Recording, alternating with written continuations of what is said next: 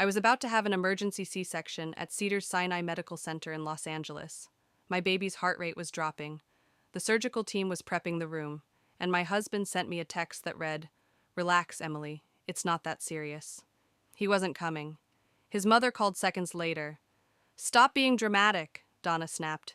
"Women gave birth alone in Texas fields. You'll be fine."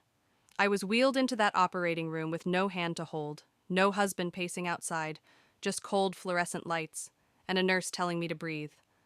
That was the moment I realized they didn't care if I survived. But 30 minutes later, a nurse walked in with an envelope that would change everything. Before we continue, kindly comment the city where you are watching from, and make sure you subscribe to the channel so you never miss a new story like this. Now, let's continue. The surgical prep room smelled like antiseptic and fear. I lay on the gurney, alone, staring at the ceiling tiles, while nurses moved around me with practiced efficiency. My hands wouldn't stop shaking. This wasn't how it was supposed to happen. We'd planned everything: the birth plan, the hospital bag, the playlist Brandon promised to curate for the delivery room. But my body had other ideas. At 34 weeks, my blood pressure spiked. The doctors used words like preeclampsia and fetal distress. They said we had to move now. I called Brandon 3 times. The first 2 went to voicemail. The third time, he answered. "Where are you?" My voice cracked. I hated how desperate I sounded. "Traffic's brutal, Em. I'm coming." His tone was casual. Too casual for a man whose wife was being rushed into emergency surgery. "Brandon, they're taking me in now. The baby. You'll be fine. Women do this every day." I wanted to scream. Instead, I whispered, "I'm scared." "Emily, relax. It's not that serious." The line went dead. I stared at my phone, at those 5 words glowing on the screen, and something inside me cracked. A nurse gently took the phone from my hand. "We need to get you prepped, honey." Then Donna called. Brandon's mother had never liked me. She'd made that clear from the day we met, when she looked me up and down at that family barbecue in Pasadena and asked if I came from money. I didn't. My parents were teachers. That was my first strike. The second was not being Kelly Martinez, Brandon's ex-girlfriend, the daughter of Donna's country club friend, the girl Donna had already mentally married into the family. "Emily," Donna's voice was sharp. "Brandon told me you're causing a scene." "I'm having an emergency C-section," I said, my voice barely steady.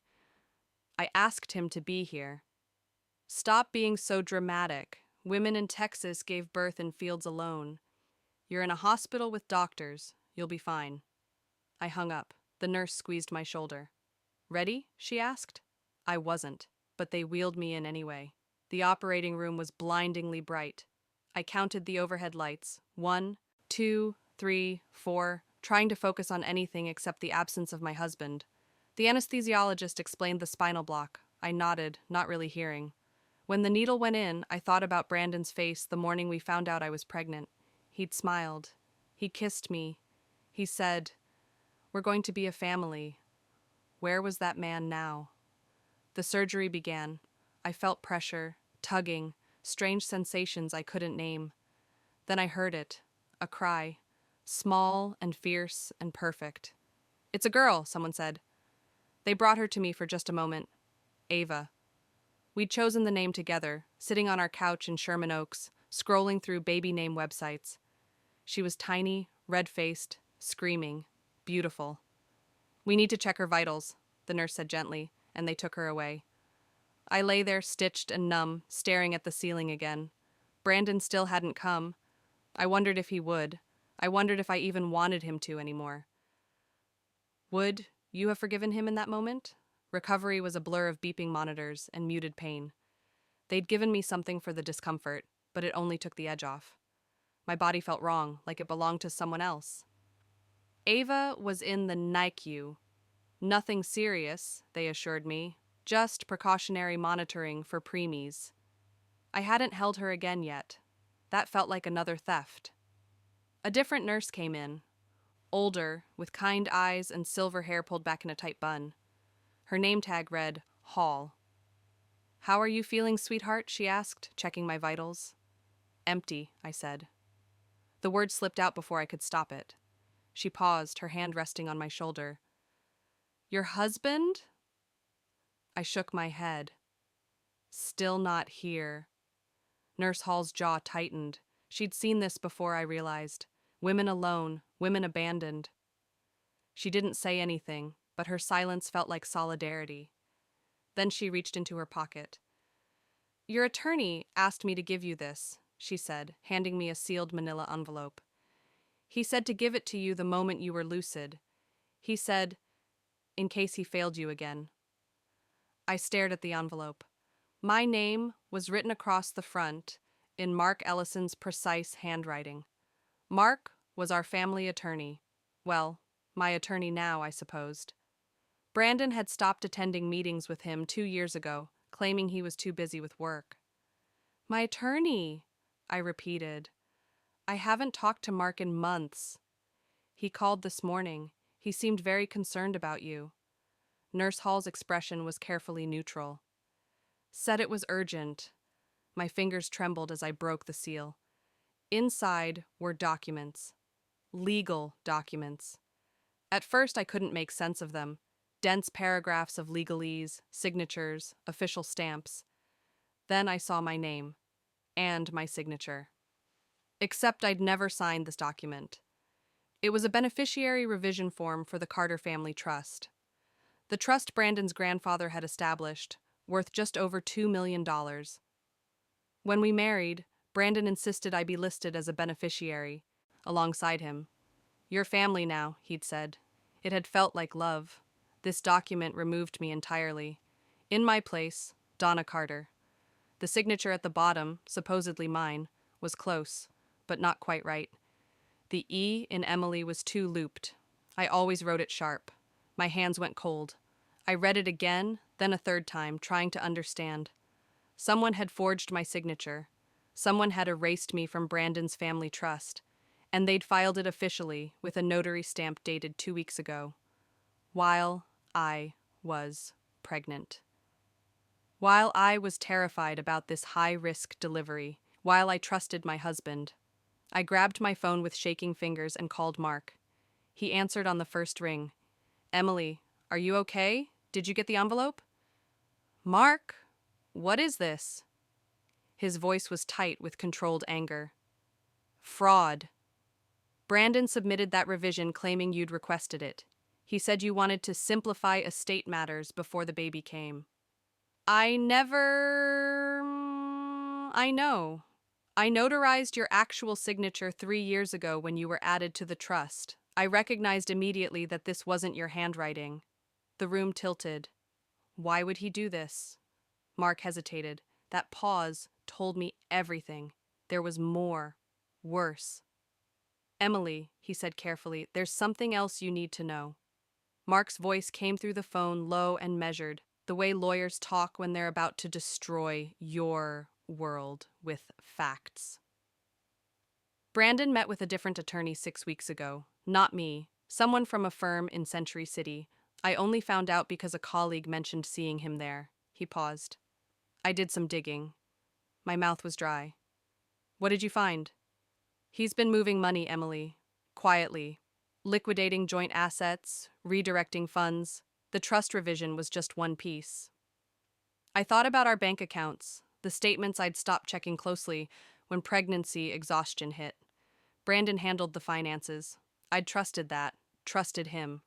"Why?" The word barely came out. "That's what I couldn't figure out at first. Then I made some calls." Mark's tone shifted, gentle, but unflinching. "There's a woman, Kelly Martinez." The name hit me like a physical blow. Kelly, Brandon's ex-girlfriend from college. The one Donna still talked about at every family dinner. The one she'd shown me pictures of. Pointed comparisons I was supposed to ignore. "She's pregnant," Mark said. 8 weeks. The hospital room seemed to shrink. The monitors beeped steadily, indifferent to my collapsing reality. 8 weeks. I counted backward. That would have been right around our anniversary dinner. The night Brandon came home late, claiming client drinks ran long. How do you know this? My voice sounded strange, distant. Kelly's name appeared on a lease application. Brandon co-signed for an apartment in Santa Monica 2 weeks ago. Mark's words were precise, clinical. I'm sorry, Emily.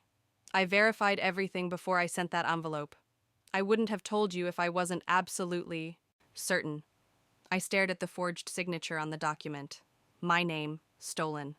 My place in Brandon's life, erased. Not for Donna, for Kelly. For the baby that was supposed to replace mine. Donna knows, I said. It wasn't a question. I believe so. The attorney Brandon consulted specializes in complex estate planning. Donna's name on that trust revision wasn't random. It was strategic.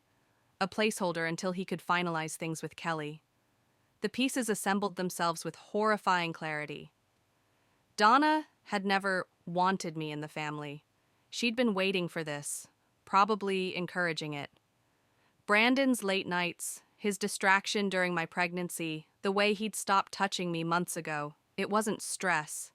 It wasn't the impending responsibility of fatherhood. He'd already chosen his other family. There's more, Mark said quietly. I checked the hospital visitor logs. Brandon hasn't been stuck in traffic. My chest tightened. Where is he? I don't know for certain, but Kelly had a prenatal appointment scheduled in Santa Monica this morning, first ultrasound. The fluorescent lights overhead suddenly felt too bright, too sharp. Brandon wasn't coming to my C-section because he was at someone else's ultrasound. He was hearing another baby's heartbeat while mine was being cut from my body. What do? I whispered. First, you recover. Then, if you're willing, we fight back. Mark's voice hardened. That forged signature is a crime, Emily. And that trust? It's not finalized until the 30-day review period ends. We have time. Time. I had time. For once, I had something they didn't expect. They thought I'd be too weak to notice. Too drugged, too overwhelmed with new motherhood to question paperwork or missing husbands. They'd underestimated the clarity that comes from betrayal. Send me everything, I said. Every document, every transaction, every lie. Already done. Check your email. I hung up and opened my laptop, the one I'd brought to update family and friends after delivery. Instead, I read through Mark's evidence file. Bank transfers, the Santa Monica lease. Text messages Mark had somehow obtained between Brandon and his Century City attorney, discussing cleanest exit strategies and minimizing community property claims. They'd planned this while I was growing our daughter. While I was sick every morning, terrified every night about preeclampsia. While I trusted my husband to protect me. When does love become willful blindness? I spent the next hour reading everything Mark sent. Each document was a small violence. Joint savings account drained to $3,000 from $47,000. Transfers marked business investment. Our stock portfolio liquidated. The explanation Brandon gave the broker, wife approved, preparing for baby expenses. The baby expenses were real, just not for my baby. There was a receipt from a jewelry store in Beverly Hills, dated 3 months ago, a diamond pendant, $8,400. I'd never received jewelry from Brandon. For our anniversary, he'd given me a card and claimed money was tight. I zoomed in on the purchase details. Engraving, for Kay, always. Kelly had been wearing my money around her neck. The apartment lease made my stomach turn. 2-bedroom unit in Santa Monica. Ocean view, $40,200 monthly. Brandon's signature bold and confident. Kelly's next to it, smaller, hesitant. Move-in date, 3 weeks from now. He was planning to leave right after Ava was born. Probably figured I'd be too exhausted, too vulnerable, too attached to my newborn to fight a divorce. He'd position himself as the reasonable one. We've grown apart, Emily. Let's do this amicably. And I would have believed him. I would have signed whatever he put in front of me, grateful he wasn't making it ugly. They'd thought of everything, except Mark. I pulled up Kelly's social media, set to private, but her profile picture was visible. She looked exactly like Donna described: polished, conventionally pretty, the kind of woman who fit naturally into country club photographs. Her bio mentioned working in pharmaceutical sales. That's how she'd met Brandon originally, at some industry conference. Had they stayed in touch this whole time? Or had Donna orchestrated the reunion, dangling Kelly like bait Brandon couldn't resist? My phone buzzed. A text from Brandon. Finally parking. Be up in 5. 3 hours late, 3 hours after his daughter was born. And he had the audacity to sound inconvenienced. I looked at Ava's bassinet, still empty, waiting for her to return from NICU checks. She deserved better than this. Better than a father who'd forged documents and a grandmother who'd rather see her erased. That's when the anger arrived. Not hot and explosive, cold and clarifying. Nurse Hall knocked softly and entered. Your daughter's doing beautifully. They'll bring her in about 20 minutes. She saw my face. You okay, honey? My husband's on his way up, I said. When he gets here, I need you to witness something. She studied me carefully, then nodded. Whatever you need. I pulled up Mark's number again. The trust revision. How do I override it? You can't override it directly, but you can execute a new directive as the original beneficiary. Since you were never properly removed, that signature's fraudulent. You technically still have legal standing. What if I wanted to redirect the entire trust? Mark went quiet, then, to whom? Ava. Only Ava. With ironclad language that permanently excludes Brandon and Donna from any claims? That's aggressive, but justified. I heard paper rustling. I can draft emergency documents. Given the fraud circumstances, we can argue immediate execution is necessary to prevent further asset manipulation. You'd need a witness signature. I have a witness. Emily, are you sure? This will detonate everything. I thought about Brandon at Kelly's ultrasound, about Donna's voice telling me to stop being dramatic while my baby's heart rate dropped, about my forged signature on documents meant to erase me. Send the papers, I said, now. 15 minutes later, my email pinged. I downloaded the documents, read every word twice. The language was beautifully vicious. Complete transfer of trust. Beneficiary rights to Ava Carter, effective immediately. Permanent exclusion clause for Brandon Carter and Donna Carter based on documented fraud and breach of fiduciary duty. $2 million secured for my daughter. Nothing for the people who'd tried to steal it. Nurse Hall read the documents carefully. This legal? Completely. Good. She signed her name in witness block with sharp, angry strokes. I heard footsteps in the hallway. Brandon's voice. Talking to someone. Laughing. I signed my name, my real signature, the one I'd written 1,000 times, and watched the ink dry. Would you have done the same? Brandon walked in, smelling of cologne I didn't recognize. His hair was slightly damp, like he'd showered recently. He held a small bouquet of grocery store flowers, carnations, wilting at the edges. Hey, he said, flashing that smile that used to make me forget my own name. Sorry I'm late. Traffic was insane coming from the office. The office. The lie came so easily, I didn't say anything. Just watched him set the flowers on the side table. Watched him glance around the room with performative concern. Where's the baby? He asked. NICU, routine monitoring. My voice was flat. He nodded, already pulling out his phone. That's good. Precautionary, right? Nothing serious? Nothing serious, I repeated, his own words from the text thrown back. He caught the edge in my tone, finally looked at me directly. You okay? You seem... Where were you, Brandon? I told you. Traffic. Where were you, really? His expression flickered. Just for a second, I saw calculation behind his eyes. He was deciding which lie to use. I don't understand why you're... Santa Monica, I said quietly. You were in Santa Monica. His face went carefully blank. What? Kelly's first ultrasound was at 10:30 this morning, the clinic on Wilshire. I'd found the appointment confirmation in Mark's evidence file, forwarded from Brandon's email. He'd been sloppy, using our shared cloud storage. The color drained from his face. Emily, 8 weeks pregnant. Congratulations. He opened his mouth, closed it, opened it again. It's not, you don't understand. Make me understand. I was surprised by how calm I sounded. Explain how you ended up at your pregnant ex-girlfriend's ultrasound instead of your wife's emergency C-section. Brandon ran his hand through his hair, a gesture I'd seen 1,000 times when he was cornered. It's complicated. Simplify it. Kelly and we reconnected a few months ago. It wasn't supposed to happen. He trailed off, seemingly expecting me to fill the silence with understanding. I didn't. Mom thought we should talk, he continued.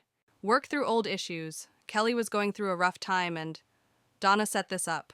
She wanted what was best for everyone. Everyone except me. He flinched. That's not fair.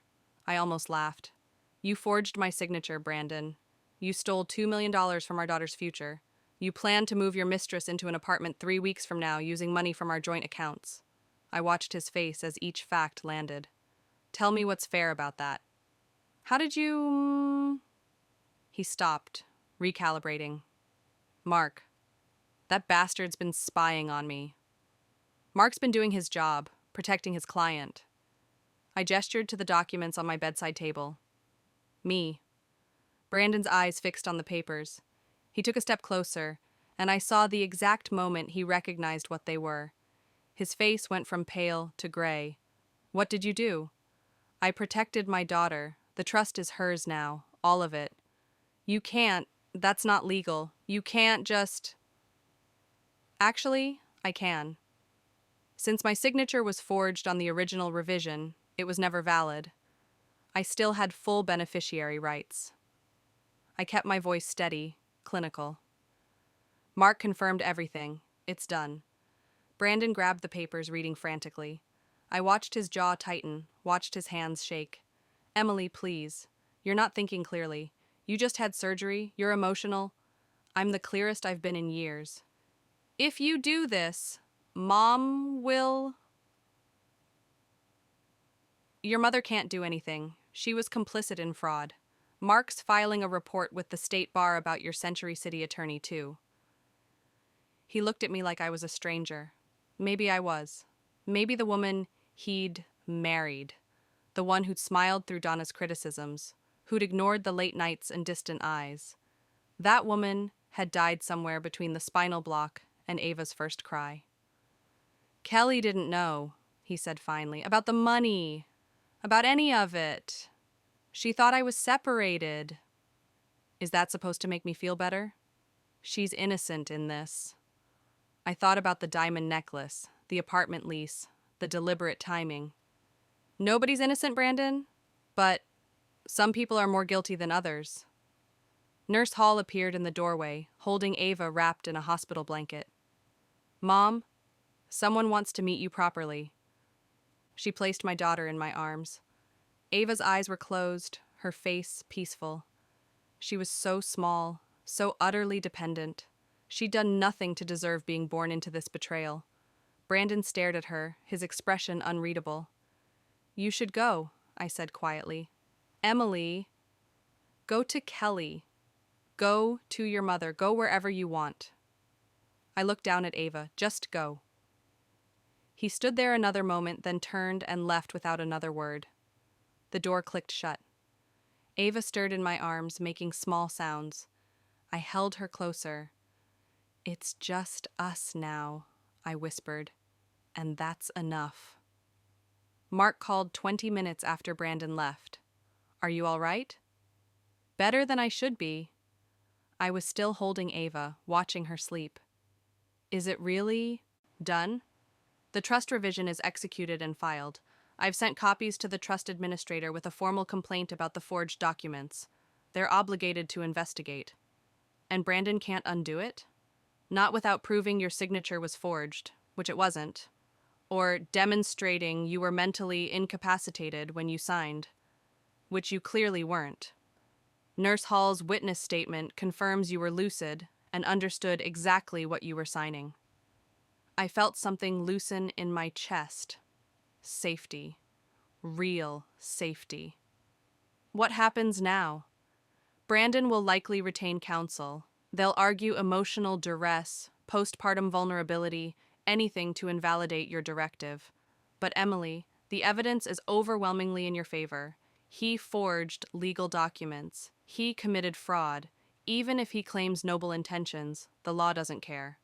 Will there be criminal charges? Possibly. That depends on whether the DA thinks it's worth pursuing. Fraud cases involving family trusts can be tricky. Lots of he said, she said. But the forged signature is concrete evidence. Mark paused. There's something else. I looked into Kelly's situation. And? She filed a police report 3 days ago, against Brandon. I sat up straighter, careful not to disturb Ava. For what? Harassment. Apparently, when she found out about your pregnancy, the real timeline, not the separated story Brandon fed her. She tried to end things. He showed up at her work, called constantly. She's genuinely frightened. The woman I'd imagined as a willing conspirator suddenly became something else. Another victim. Different circumstances, same manipulator. Does she know about the trust? I asked. I don't think so, but I called her attorney, professionally, just to clarify some timeline issues. Kelly thought Brandon was divorced, Emily. He showed her fake separation papers. Of course he did. Brandon had been running 2 lives, 2 lies, keeping both women in carefully constructed bubbles. Kelly got the attentive boyfriend. I got the distant husband. Neither of us got the truth. Should I talk to her? The question surprised me even as I asked it. Why would you want to? Because she has an 8-week-old situation growing inside her, and Brandon's going to be desperate. I looked at Ava's sleeping face. Desperate men do terrible things. Mark was quiet for a long moment. I can arrange a call, but Emily, be careful. You don't owe her anything. Maybe not. But I kept thinking about that diamond necklace, bought with my money. Kelly hadn't stolen it. Brandon had. She'd just accepted a gift from a man she trusted. Just like I had. Set it up, I said. After we hung up, I called my parents. They'd been waiting for news about the baby, frantic when I hadn't responded to their messages. I told them about Ava first. Healthy, beautiful, perfect. Then I told them about Brandon. My mother cried. My father went silent in that dangerous way that meant he was calculating violence he'd never actually commit. Come home, Mom said. Come to San Diego, stay with us. I will, soon. I looked around the hospital room, at the wilted carnations Brandon had brought, at the papers that had rewritten our future. I have a few things to finish first. That night, Donna called. I let it go to voicemail, then listened to her message, sharp and venomous. You ungrateful little witch. After everything this family did for you, Brandon made a mistake, and you punish him by stealing from your own child's grandmother? That money was supposed to... I deleted it halfway through. Let her rage into the void. Ava woke up hungry. I fumbled through my first attempt at breastfeeding, grateful when Nurse Hall appeared with patient guidance. You're doing fine, honey. Takes practice. Does it get easier? I asked, meaning everything. She understood. Eventually. Not because the pain goes away, because you get stronger than the pain. At 2 a.m, I finally opened my laptop and started the email I'd been drafting in my head. Subject line: Divorce petition, Carter v. Carter. I didn't want Brandon's last name anymore. Didn't want his money beyond what Ava deserved. Didn't want his excuses, or his mother's poison, or any piece of the life we'd built on lies. I wanted freedom. Mark had warned me that California was a community property state, that I was entitled to half of everything, accumulated during the marriage.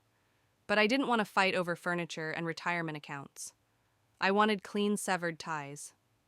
I outlined my terms: full physical custody of Ava, supervised visitation for Brandon pending fraud investigation resolution, no financial support requested, immediate name change back to my maiden name. I wanted nothing from him except his absence. How much would you sacrifice for a fresh start? Brandon came back the next morning with Donna. I heard them arguing in the hallway before they entered. Her voice sharp, his defensive. Embarrassment to this family, and you're just going to let her Mom, please, I'm handling it. You're handling nothing. You should have listened to me from the start. Kelly would never. They stopped when they saw me awake. Ava was sleeping in her bassinet beside my bed, oblivious to the storm about to break. Donna looked exactly as I remembered from every uncomfortable family dinner. Blonde hair shellacked into submission, pearls that probably cost more than my first car, expression carved from judgment. She'd never hugged me, not once. Not at our wedding, not at holidays, never. Emily, my name sounded like an accusation. We need to talk about this ridiculous stunt you've pulled. I said nothing, just waited. Brandon stepped forward. You can't actually go through with this. The trust revision, it's legally questionable at best. Mark disagrees. Mark is a small-time estate attorney who's in over his head, Donna snapped. We've consulted with Harold Greenspan. He's the best trust litigation, a specialist in California, and he says that you committed fraud? I kept my voice level. Because that's what the documents say, Brandon. Your signature on the forged revision, your email trail discussing asset protection strategies, your apartment lease with Kelly. Donna's face tightened. Kelly is a good girl who made a mistake. She's willing to terminate. Mom! Brandon's voice cracked with genuine horror. So that was Donna's solution. Erase Kelly's pregnancy, erase the evidence, pretend none of this happened. I felt sick. Kelly's not terminating anything, I said quietly. She's keeping her baby. And Brandon's going to pay child support for 2 children now, not 1. Don't be absurd, Donna said. He can't afford. He could have afforded it before he stole $44,000 from our joint savings. I pulled out the bank statements Mark had sent, placed them on the bedside table next to the trust documents. He could have afforded it before he liquidated our stock portfolio, before he spent $8,400 on jewelry for his mistress. Brandon's face went red. Those were investments. In what? Kelly's neckline? Donna grabbed the statements, scanning them rapidly. I watched her expression shift from outrage to confusion to something that looked almost like fear. Brandon, what is this? Her voice had lost its sharp edge. I can explain. You took marital assets without Emily's knowledge? Donna's eyes fixed on the Santa Monica lease. You co-signed for an apartment? Kelly needed help, while your wife was pregnant and high risk? For the first time, Donna looked at me like I might be human. You told me Emily knew. You said she'd agreed to separate finances. It's complicated, Mom. It's fraud. I almost felt bad for him. Almost. He forged my signature on the trust revision because he thought I'd be too weak after surgery to notice. He figured he'd file for divorce while I was vulnerable, take the trust money, set up his new life with Kelly, and leave me with nothing. Donna sat down heavily in the visitor chair. Oh, Brandon. I wasn't leaving you with nothing, he said to me, desperate now. I was going to make sure you and the baby were taken care of. With whose money? You drained our accounts. You redirected the trust. I gestured to Ava. Your daughter was born 3 hours ago, and you weren't here because you were choosing your other daughter, the one that fit Mom's vision better. That's not fair, Donna said, but her voice was weak. You told me to stop being dramatic when I was being rushed into emergency surgery. You called me while I was terrified and alone and told me I'd be fine, that pioneer women had it worse. I looked at her directly. You wanted me gone. Both of you did.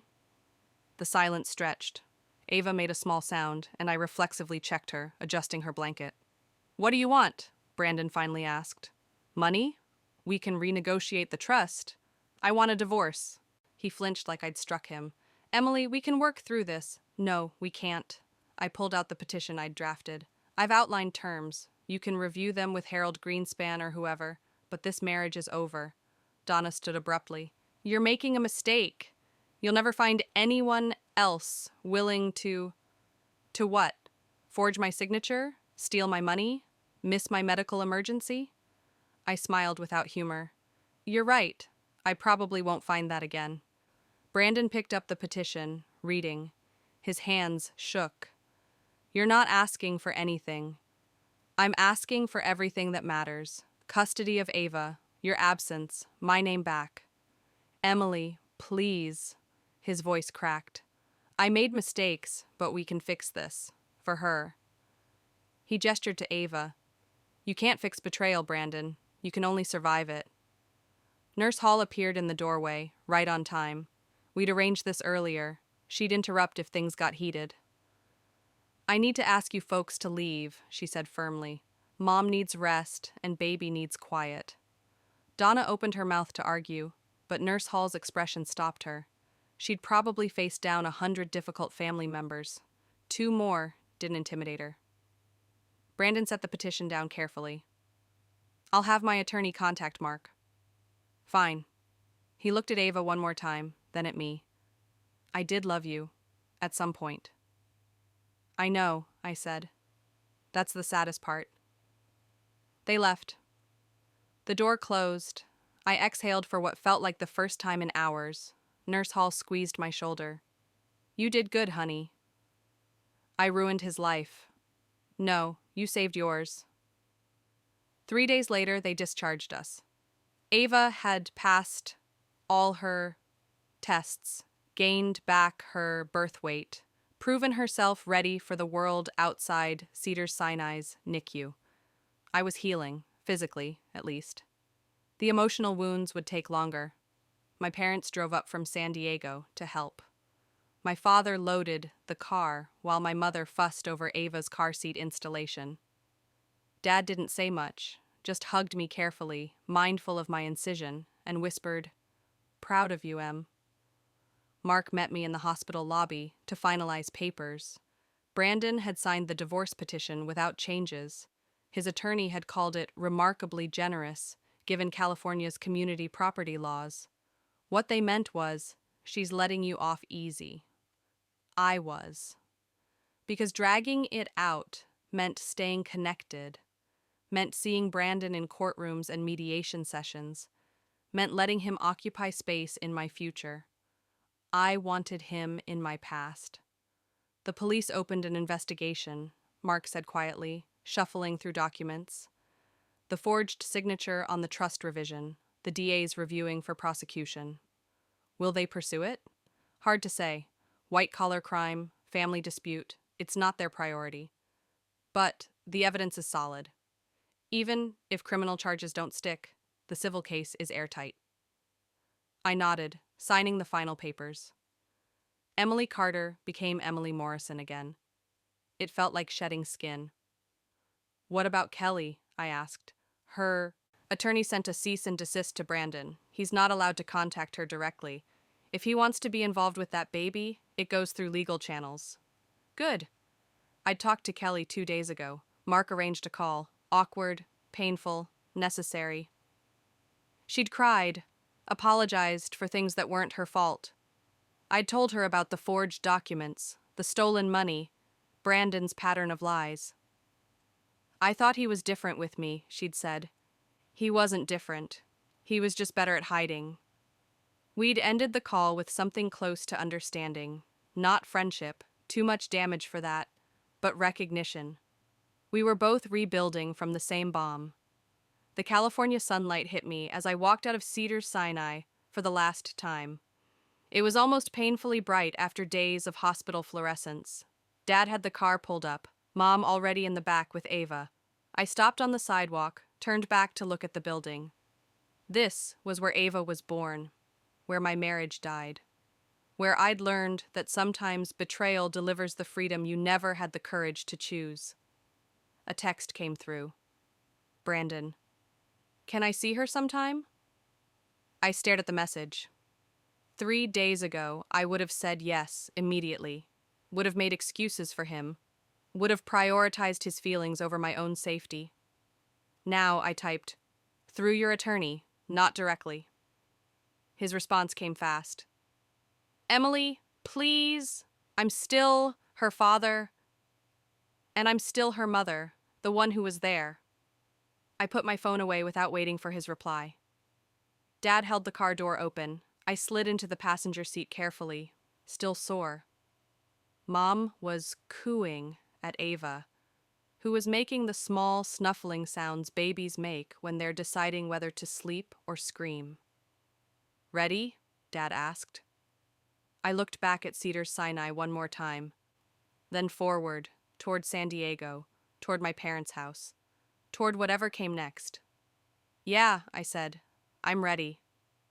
The drive down the 405 was smooth. Mom narrated every time Ava twitched, convinced each movement was a developmental milestone. Dad kept the radio low, occasional glancing over, to make sure I was okay. I was okay. Not healed, that would take time. But okay in a way I hadn't been in months, maybe years. My phone buzzed repeatedly. Donna, calling. I sent it to voicemail. She called again. And again. Finally, I answered.